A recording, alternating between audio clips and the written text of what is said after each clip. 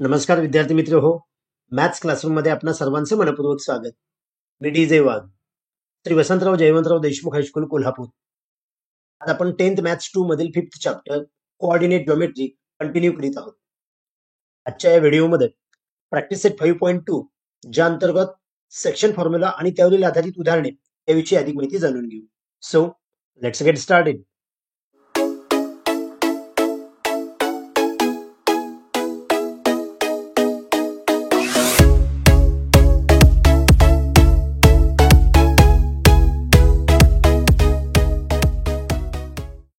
Okay students, distance formula आणि त्यावरील आधारित उदाहरणे आपण यापूर्वीच्या व्हिडिओमध्ये पाहिलेले आहेत.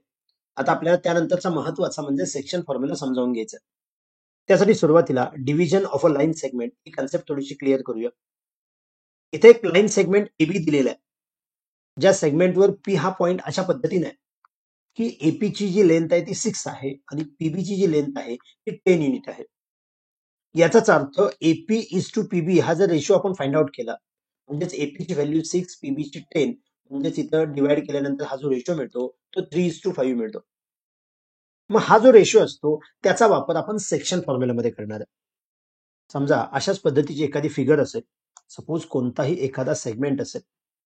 हा सेगमेंट एबी आहे, ज्यामध्ये आपल्याला जसं डिस्टन्स फॉर्म्युला फाइंड आउट करत असताना कोणत्याही दोन पॉइंटचे कोऑर्डिनेट्स देत होते. त्याच पद्धतीने समजा हा जो ए पॉइंट आहे ज्याचे कोऑर्डिनेट x1 y1 आहेत आणि हा जो बी पॉइंट आहे ज्याचे कोऑर्डिनेट x2 y2 आहेत. यावर पी हा असा पॉइंट आहे की एपी इज टू पीबी, जसा आपण आता एक पाठीमागे रेशो पाहिला त्या पद्धतीने एपी इज टू पीबी हा जो रेशो आहे तो एम इज टू एन आहे. म्हणजे प्रत्येक एक्झाम्पल मध्ये हा रेशो वेगवेगळा असू शकतो. म्हणजे एपी आणि पीबी यांचा रेशो हा एम इज टू एन येतोय. अशा वेळी आपल्याला या पी पॉइंटचे कोऑर्डिनेट फाइंड आउट करता येतात, त्यालाच आपण सेक्शन फॉर्म्युला असं म्हणतो. मग ह्या पी पॉइंटचे जे कोऑर्डिनेट्स असतात, म्हणजेच एक्स आणि वाय हे समजा त्याचे कोऑर्डिनेट्स असतील, तर एक्स फाइंड आउट करण्याचा जो फॉर्म्युला आहे, म्हणजे एक्स कोऑर्डिनेट पीचा एक्स कोऑर्डिनेट फाइंड आउट करण्याचा जो फॉर्म्युला आहे तो म्हणजेच mx2 plus nx1 upon m plus n. लक्षात कशा पद्धतीने ठेवायचं पहा.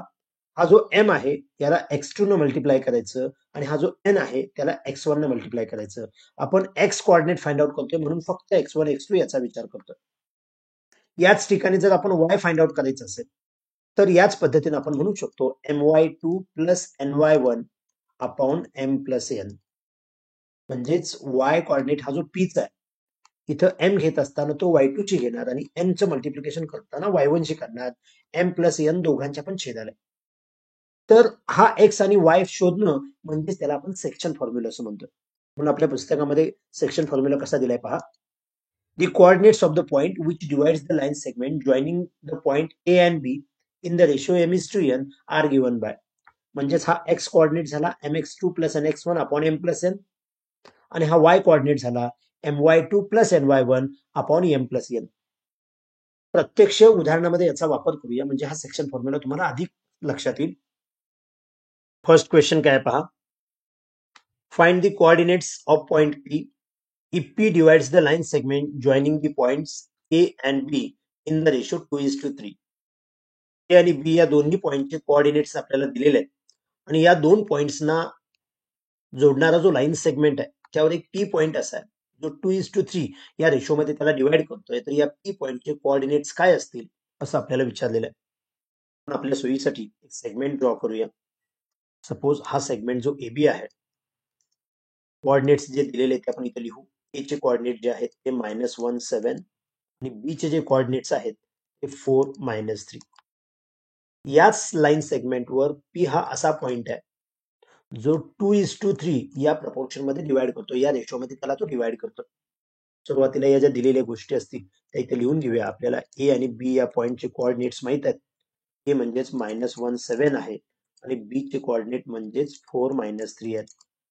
म्हणजेच फर्स्ट पॉइंट आहे म्हणून त्याचा x1 कोऑर्डिनेट हा -1 असेल आणि y1 कोऑर्डिनेट हा 7 असेल. हा x1 आणि हा y1 असतो. हा x आणि हा y कोऑर्डिनेट म्हणजेच हा दुसरा पॉइंट आहे म्हणून x2 हा 4 असेल आणि y2 जो आहे तो -3 असेल. याशिवाय आपल्याला जो रेशो दिलेला आहे म्हणजेच m is to n हा रेशो 2:3 दिलेला आहे. आपण यापूर्वी रेशो देत असताना एम ची डायरेक्ट व्हॅल्यू 2 किंवा एन ची डायरेक्ट व्हॅल्यू 3 घेत नव्हतो. त्याचा कॉमन मल्टिपल आपण एक्स कन्सिडर करायचा. त्यानुसार एम हा 2x असेल किंवा एन हा 3x असेल असं आपण लिहित होतो. मात्र हा फॉर्म्युल्यातल्या व्हॅल्यूज आहेत, त्यामुळे आपण डायरेक्ट लिहिल्या तरी चालतील. म्हणजेच फॉर्म्युल्यामध्ये लिहित असताना एमच्या ठिकाणी 2 आणि एनच्या ठिकाणी 3 असं आपण लिहू शकतो. थोडक्यात x1 y1 x2 y2 आणि mn यांच्या व्हॅल्यूज आपल्याला माहित आहेत. देअरफॉर आपण इथे म्हणू शकतो बाय सेक्शन फॉर्म्युलाचा वापर करून आपण पी पॉइंट जो आहे त्याचे कोऑर्डिनेट फाइंड आउट करू शकतो. म्हणजेच पी चा एक्स आणि वाय हे दोन्ही कोऑर्डिनेट फाइंड आउट करायचे. आपण ते सेपरेट करूया, म्हणजेच एक्स सेपरेट आणि वाय सेपरेट या पद्धतीने फाइंड आउट करू. एक्स फाइंड आउट करायचं असेल तर mx2 plus nx1 upon m plus n असा फॉर्म्युला वापरायला हवा. म्हणजेच इथं व्हॅल्यू सबस्टिट्यूट केल्यानंतर काय होईल पहा. सुरुवातीला mn च्या व्हॅल्यू सबस्टिट्यूट करूया, ज्या 2 आणि 3 आहेत. Denominator m plus n that is means 2 plus 3. न्यूमरेटरला mx2 plus nx1, m means 2 into x2 plus n means 3 into x1, म्हणजेच हा mx2 प्लस nx1 या पद्धतीने आपण लिहू शकतो. x2 x1 म्हणजेच 4 आणि -1 या त्याच्या व्हॅल्यूज आहेत. म्हणजेच हे पुढे सॉल्व्ह करत गेलो तर आपण काय होईल पहा. 2 4 जार 8, 3 1 जार 3, परंतु प्लस मायनसचा मायनस होईल, -3 अपॉन 2 प्लस 3 म्हणजेच 5 होईल. न्यूमरेटर जर चेक केला तर 8 minus 3 that is means 5 upon 5, म्हणजेच आपल्याला इथं x ची जी व्हॅल्यू मिळेल ती 1 मिळेल. म्हणजे p चा आपल्याला x कोऑर्डिनेट मिळाला. याच पद्धतीने आपण y कोऑर्डिनेट फाइंड आउट करू शकतो. ऑल्सो म्हणूया y जो कोऑर्डिनेट आहे तो फाइंड आउट करायचा असेल तर my2 plus ny1 upon m plus n हा फॉर्म्युला वापरायला हवा. म्हणजे पुन्हा तिथे व्हॅल्यू सबस्टिट्यूट करू. mn म्हणजे 2 3 आहे, म्हणजेच 2 plus 3, 2 into y2 plus 3 into y1 या पद्धतीने ह्या व्हॅल्यू सबस्टिट्यूट करूया. y2 y1 -3 7 या त्याच्या व्हॅल्यूज आहेत, -3 आणि 7. म्हणजे पुढे सॉल्व्ह करत गेलो. 2 3 जार 6 प्लस मायनसचा मायनस प्रोडक्ट असेल, प्लस 7 3 जार 21 प्लस 21 होईल upon 2 plus 3 that is means 5. 21 minus 6 that is means 15 होईल, 15 अपॉन 5, म्हणजेच y ची व्हॅल्यू पुढे जर सॉल्व्ह करत गेलो तर 5 3 जार 15, म्हणजे y ची व्हॅल्यू जी मिळेल ती 3 मिळेल. म्हणजे या पद्धतीने आपण x आणि y हे दोन कोऑर्डिनेट फाइंड आउट केले, म्हणजेच p पॉइंट मिळाला. आपल्याला तेच विचारलेलं आहे, find the coordinates of point p. Therefore आपण असं म्हणू शकतो द कोऑर्डिनेट्स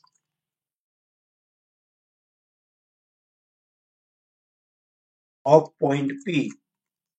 जो पॉइंट p आहे त्याचे जे कोऑर्डिनेट्स असतील आर, म्हणजेच x कोऑर्डिनेट हा 1 आहे आणि y कोऑर्डिनेट हा 3 आहे असं आपण म्हणू शकतो. थोडासा अजून सराव होण्यासाठी याच पॅटर्नवरचं अजून एक उदाहरण पहा. आपल्याला इथे क्वेश्चन कसा दिलाय. In each of the following examples find the coordinates of point A which divides segment PQ in the ratio A is to B. म्हणजे आपल्याला इथे ratio A is to B दिलेला आहे. आपण फॉर्म्युल्यामध्ये M is to N असा वापरतो. म्हणजे हा A is to B जो रेशो आहे तोच आपण M is to N असा वापरायचा आहे. आपल्याला PQ हा सेगमेंट दिलेला आहे, लाईन सेगमेंट दिलेला आहे, त्यावर A पॉइंट सांगितलेला आहे. त्यात कोणतेही एक उदाहरण सॉल्व्ह करू. सपोज हे सेकंड एक्झाम्पल जर सॉल्व्ह करायचं असेल, सुरुवातीला तो जो सेगमेंट आहे तो आपण आपल्या सोयीसाठी इथे ड्रॉ करू शकतो. हा जो सेगमेंट PQ आहे ज्याचे कोऑर्डिनेट्स p चा कोऑर्डिनेट -2 -5, q चे जे कोऑर्डिनेट्स आहेत ते 4 3. यावर हा असा पॉइंट आहे की तो 3:4 आहे. म्हणजे सुरुवातीला 3 आणि नंतर 4 या पद्धतीने त्याचे डिवाइड होते. हा A पॉइंट आहे, त्याचे कोऑर्डिनेट x आणि y आपल्याला फाइंड आउट करायचे. म्हणजे इथे नेहमीप्रमाणे सुरुवातीला दिलेले जे काही कोऑर्डिनेट्स असतील ते आपण लिहून घेऊ. म्हणजे p q शिवाय ms q ह्या बेसिक गोष्टी आपण लिहून घेऊ शकतो. त्यानंतर म्हणायचं आहे देअरफॉर बाय सेक्शन फॉर्म्युला. म्हणून सेक्शन फॉर्म्युलाचा वापर करून सुरुवातीला x फाइंड आउट करूया. दॅट इज मीन्स त्याचा जो फॉर्म्युला आहे mx2 plus nx1 upon m plus n. म्हणजे त्या व्हॅल्यू जर पुढे सबस्टिट्यूट करत गेलो तर काय होईल पहा. x which is equal to m plus n that is means 3 plus 4. म्हणजे डिनॉमिनेटरला लिहित असताना आपण 3 प्लस 4 लिहूया. 3 into x2 plus 4 into x1 म्हणजेच mx2 nx1 असं होईल. आपल्याला x2 हा 4 आहे आणि x1 हा -2 आहे, तो तुम्ही इथे लिहिलेला असेल. म्हणजेच x2 हा 4 घेतला आणि x1 हा -2 घेतला. म्हणजेच पुढे सॉल्व्ह करत गेल्यानंतर 3 4 जार 12, 4 2 जार 8 प्लस मायनस मायनस होईल अपॉन 3 प्लस 4 म्हणजे 7 होईल. That is means 12 minus 8 that is means 4 upon 7 म्हणजे आपल्याला जो एक्स मिळालेला आहे तो 4 अपॉन 7 असा फ्रॅक्शन मध्ये मिळेल. पूर्ण भाग जात नसेल तर आपण त्याची व्हॅल्यू आहे तशी ठेवायची. सेम वे आपण वाय फाइंड आउट करू शकतो. सिमिलरली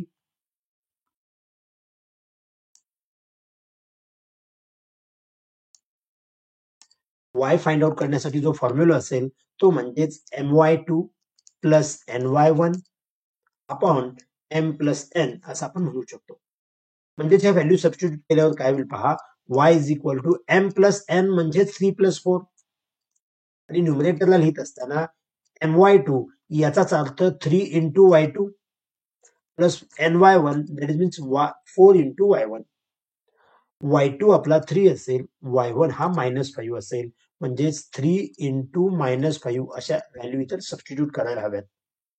म्हणजेच पुढे सॉल्व्ह करत गेलो तर 3 3 जार 9 प्लस मायनस मायनस होईल, 4 5 जार 20 आणि जो डिनॉमिनेटर असेल तो 3 प्लस 4 म्हणजे 7 असेल. म्हणजेच पुढे सॉल्व्ह करत गेल्यानंतर -20 प्लस 9 म्हणजे -11 अपॉन 7 ही जी व्हॅल्यू मिळेल ती y ची, म्हणजेच हा y कोऑर्डिनेट मिळाला. ज्या पद्धतीने एक्स कोऑर्डिनेट हा फ्रॅक्शन मध्ये राहिलेला होता तसाच वाय सुद्धा तोच राहिलेला आहे.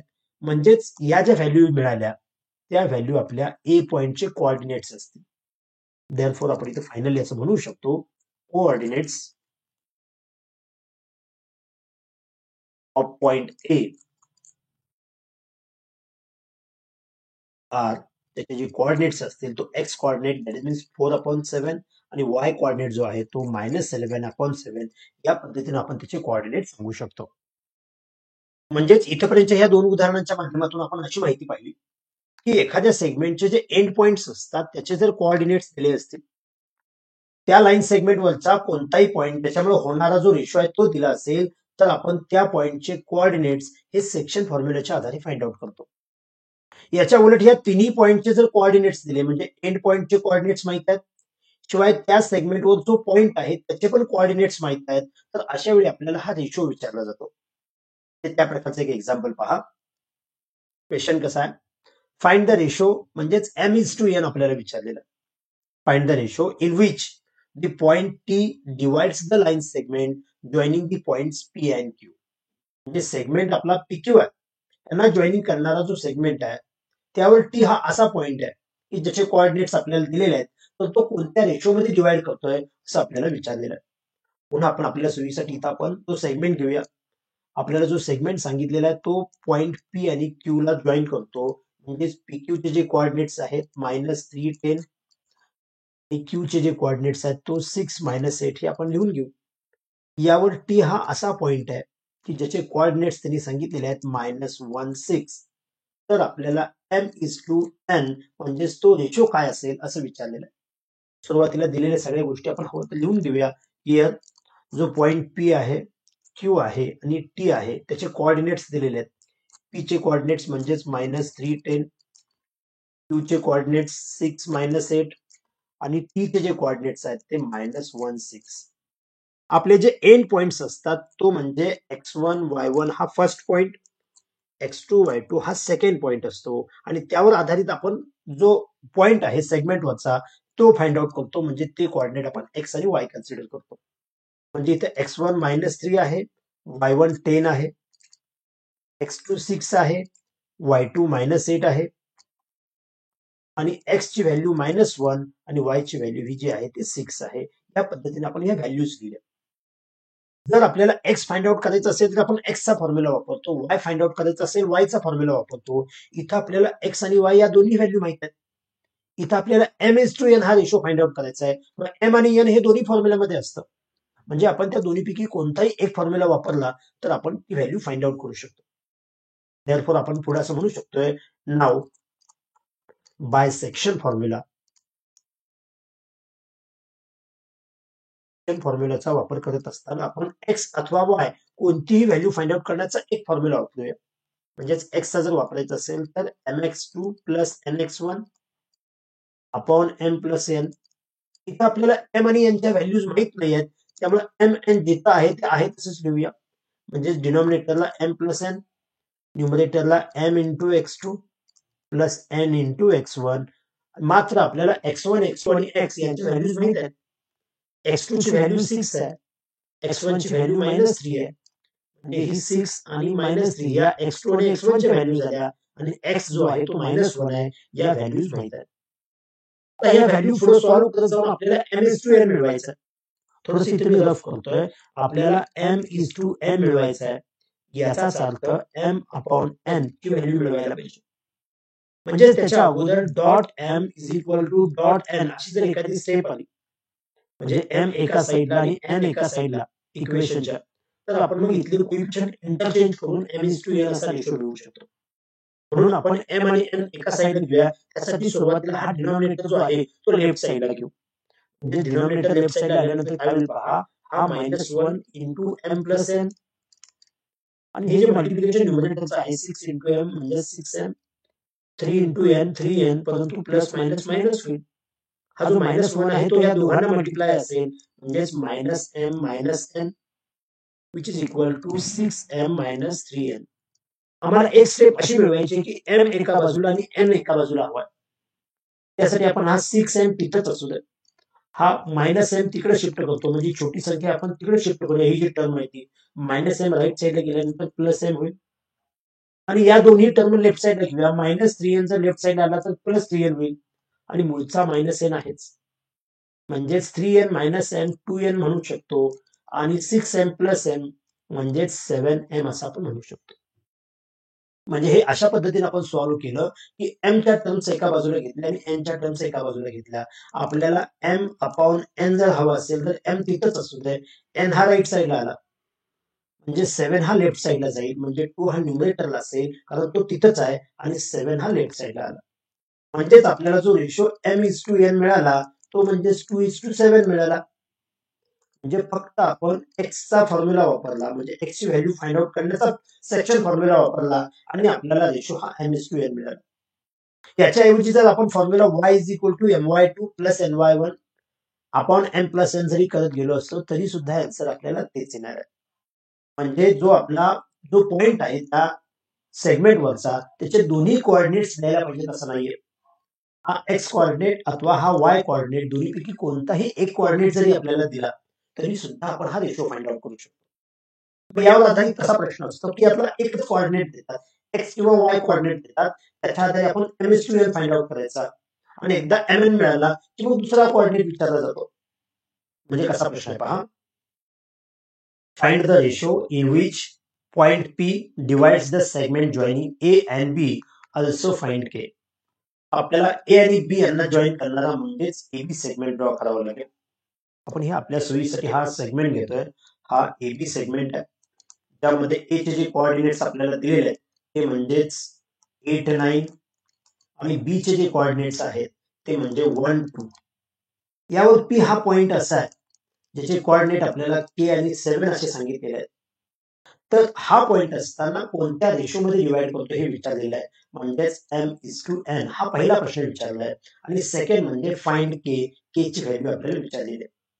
या अगोदरच्या आपण उदाहरणामध्ये पाहिलं, आपण x अथवा y कोणत्याही एका किमतीवरून हा रेशो फाइंड आउट करू शकतो.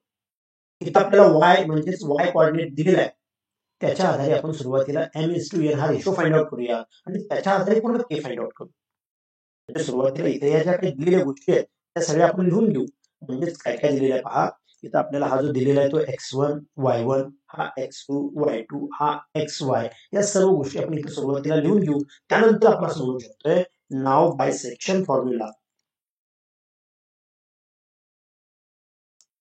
सेक्शन फॉर्म्युलाचा वापर करून m/n फाइंड आउट करत असताना x अथवा y कोणताही फॉर्म्युला वापरूया. आपल्याला इथं y ची व्हॅल्यू माहित आहे म्हणून आपण y चा फॉर्म्युला वापरू. y that is means ny2 plus ny1 upon m plus n. आपल्याला mn शोधायचा आहे, म्हणजे त्याचा रेशो शोधायचा आहे. त्यामुळे mn ची व्हॅल्यू माहित नसल्यामुळे आपण mn तसंच लिहूया, m into y2 plus n into y1. आपल्याला y1 y2 आणि y यांच्या व्हॅल्यू माहित आहे. हा y1 असेल, हा y2 असेल आणि हा y असेल. y म्हणजे 7, y2 म्हणजे 9 आणि y1 म्हणजे 2. या व्हॅल्यूज आपण इथे लिहिलेल्या असतील. म्हणजे हे पुढे सॉल्व्ह करत असताना आपल्याला काय करावं लागेल, हा 7 इंटू एम प्लस एन होईल. हे जे मल्टिप्लिकेशन आहे 9 इंटू एम म्हणजेच 9m प्लस 2 इंटू एन म्हणजे 2n. शिवाय हा 7 जो मल्टिप्लाय आहे तो या ब्रॅकेटला असेल म्हणजे 7m plus 7n which is equal to 9m plus 2n असं आपण म्हणू शकतो. आपल्याला m इज टू n हा रेशो फाइंड आउट करायचा आहे. म्हणजेच m टर्म्स एका साईडला असू देत आणि n टर्म एका साईडला असू देत. हा m 9m हा मोठा असल्यामुळे 7mच आपण राईट साईडला शिफ्ट करू जेणेकरून आपल्याला वजाचा जास्त त्रास होत नाही. म्हणजेच हा 9m मायनस 7m हा दोन्ही टर्म राईट साईडला घेतल्या आणि 7n हा लेफ्ट साईडला होताच 2n लेफ्ट साईडला आल्यामुळे मायनस झाला minus 2n. 7n minus 2n म्हणजे आपण 5n म्हणू शकतो आणि राईट साईडला 9 minus 7 that is means 2m. त्याला m अपॉन n जर फाइंड आउट करायचं असेल तर n आपण राईट साईडला शिफ्ट केला त्यावेळी हा 2 जो आहे तो लेफ्ट साईडला शिफ्ट होईल म्हणजेच 5/2 होईल. म्हणजेच इथं आपल्याला m इज टू n हा जो रेशो मिळाला तो म्हणजेच 5:2 अशा पद्धतीने हा रेशो मिळेल. आता हा रेशो फाइंड आउट केला म्हणजे या क्वेश्चन मधला हाफ पार्ट झाला जो आपल्याला सुरुवातीला सांगितलेला होता find the ratio which is 5:1 sorry 5:2. त्याच्या पुढे आपल्याला विचारलेलं आहे अल्सो फाइंड के फाइंड आउट करायचा आहे म्हणजेच पी पॉइंटचा एक्स कोऑर्डिनेट फाइंड आउट करायचा आहे. मग आपल्याला x1 माहित आहे x2 माहित आहे शिवाय mn च्या व्हॅल्यूज माहित आहेत म्हणजे आपण सेक्शन फॉर्म्युला पुन्हा वापरून x च्या जी व्हॅल्यू आहे ती आपण फाइंड आउट करू शकतो. त्यासाठी पुन्हा म्हणूया ऑल्सो x चा जो फॉर्म्युला असेल म्हणजेच mx2 plus nx1 upon m plus n हा सेक्शन फॉर्म्युला वापरू. इथं आपल्याला m आणि n च्या व्हॅल्यूज माहित आहेत 5 आणि 2 आहेत म्हणजेच 5 प्लस 2 म्हणजेच m plus n. m into x2 that is means 5 into x2 plus n into x1 that is means 2 into x1. मग हा x2 जो आहे तो 1 आहे आणि x1 जो आहे तो 8 आहे. या व्हॅल्यू इथं आपण सबस्टिट्यूट करूया म्हणजेच पुढे सॉल्व्ह करत गेले तर काय होईल पहा 5 1 जार 5 प्लस 8 2 जार 16 आणि जो डिनॉमिनेटर असेल तो 5 प्लस 2 दॅट इज मीन्स 7 असेल. न्यूमरेटरची जी ऍडिशन होते 16 plus 5 that is means 21 upon 7 आणि 7 ने त्याला डिवाइड केलं म्हणजेच 3 आलं म्हणजेच x ची जी व्हॅल्यू मिळाली ती 3 मिळाली परंतु x म्हणजेच आपला k आहे दॅट इज मीन्स k ची जी व्हॅल्यू असेल ती 3 असेल असं आपण म्हणू शकतो. सुरुवातीला आपण सेक्शन फॉर्म्युला वापरत असताना जो कोऑर्डिनेट माहित होता तिथला फॉर्म्युला घेतला. इथं y चा माहित होता म्हणून y चा वापरला. हा जर k इथं दिला असता आणि इथं x कोऑर्डिनेट दिला असता तर आपण x चा जो फॉर्म्युला आहे तो प्रथम वापरला असता आणि m/n या पद्धतीने वापरला असता. त्याच्या आधारे मग नंतर जो माहित नाहीये तो कोऑर्डिनेट सुद्धा आपण फाइंड आउट करू शकतो. तर या पद्धतीने या व्हिडिओमध्ये आपण सेक्शन फॉर्म्युला आणि त्यावर आधारित असणारी काही बेसिक एक्झाम्पल्स आहेत ती पाहिलेली आहेत. याच पॅटर्नचा वापर करून म्हणजे हा सेक्शन फॉर्म्युला याशिवाय मिडपॉइंट फॉर्म्युलाचा वापर करून जी असणारी उदाहरणे आहेत आपण पुढील व्हिडिओमध्ये पाहूया. जर हा व्हिडिओ आवडला असेल तर लाईक करा. इयत्ता 10वीच्या जास्तीत जास्त विद्यार्थ्यांच्यापर्यंत शेअर करा आणि चॅनल सबस्क्राईब करायचं राहिलं असेल तर आठवणीने सबस्क्राईब करा. थँक्यू.